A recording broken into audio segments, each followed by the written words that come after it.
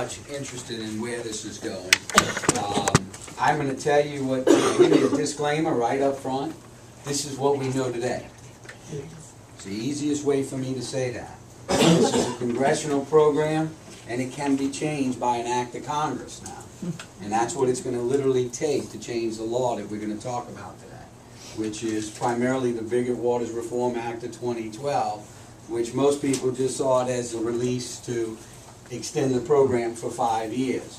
Basically, it was designed to extend the program for 5 years and literally push the program towards more privatization rather than federal government backed.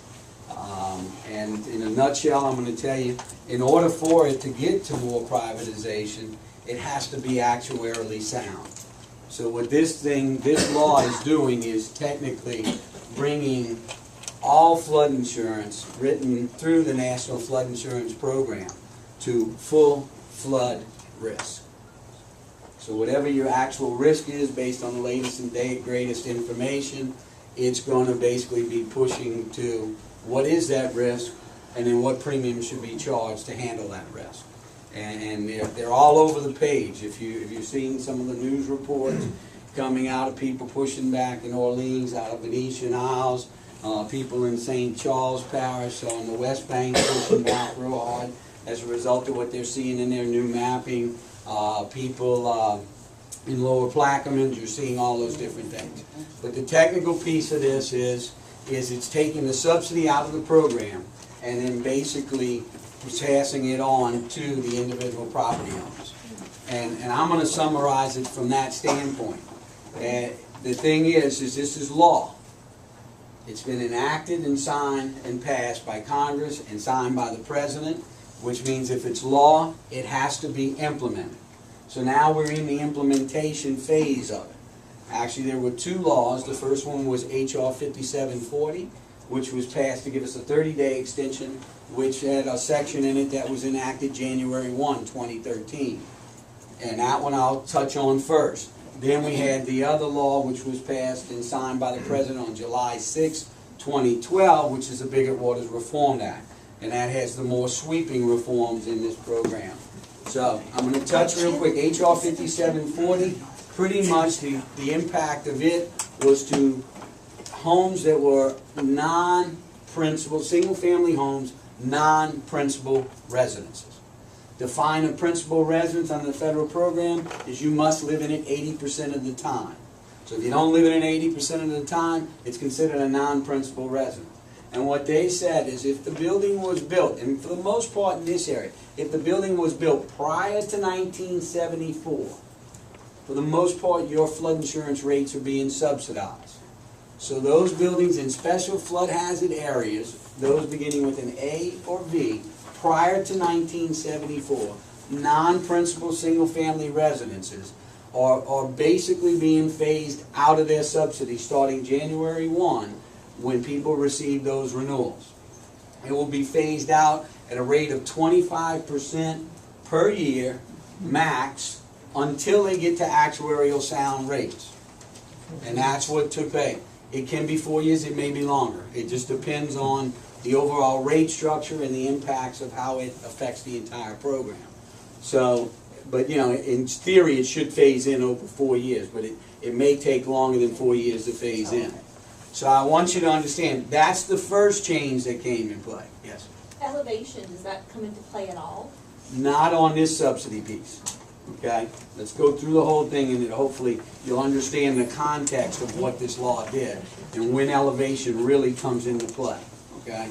So that's the first phase that went off of H.R. 5740. It's January 1. So if I, like my parents right now have a place on Jacqueline, okay? And they have a place, their primary residence is in New Salpie, okay? Right now, on their next flood renewal, they're going to see their rate move up 25% max on this next renewal until it goes to actuarial rates. Because their place was built before 1974. It's one of what we call pre-firm construction. Just so you know, it's the subsidy, you're not being subsidized if you're in a B, C, or X zone. You're not being subsidized if you're rated using an elevation certificate or if you're built after 1974 for the most part. because most of those were being rated. So those non-principal afterwards, that's January, you're being pretty much at this point being, you know, given that cushion. Pre-firm special flood hazard areas that are in A's and B's rated not using an elevation certificate are the ones that are going to be getting the hits, okay, on this first change. That's October 1. Now I want to move to October 1, which is now the implementation of the first section of the Bigger Waters Reform Act, okay? This is the first thing that's going to impact your industry. It's the first thing I'm going to say. All new business for flood insurance will be written in the zone that the property is located on the current map and panel, and will be rated where it is in reference to its elevation. Period. Will there be any more assuming flood policies? Those will be phased. Those will no longer be allowed after October 1. Correct. So they need new elevation certificates? Any property will have to have an elevation certificate. I don't care when it was built. So what we're saying is if it requires you to build to this, you're in a flood hazardous zone, because that's where elevation is required. If you're in a flood hazard zone, A's beginning with an A or a V, it's going to have an established base flood elevation for the most part. And what we want to know is where is that property in reference to that base flood. And based on where is it in reference to the base flood is how we're going to determine rate, regardless of what code you built under. So all new business be written with no grandfathering allowed, or also written in the zone you're in based on the base flood elevation. Now if I'm in a B, C, or X zone right now, there's no elevation requirement, so you're still going to be in that B, C, or X zone of eligible to those things. But if you're begin with an A or V, the first thing your agency, the insurance agency asks for, I need an elevation certificate. So I go ahead, sir. How recent for that flood elevation certificate? The elevation certificate, if I have a valid elevation certificate, I can use it. Post-Katrina? It can be pre-Katrina, post-Katrina. Gotta be dated. As long as it's a valid elevation certificate, under current specs as I know now. Okay?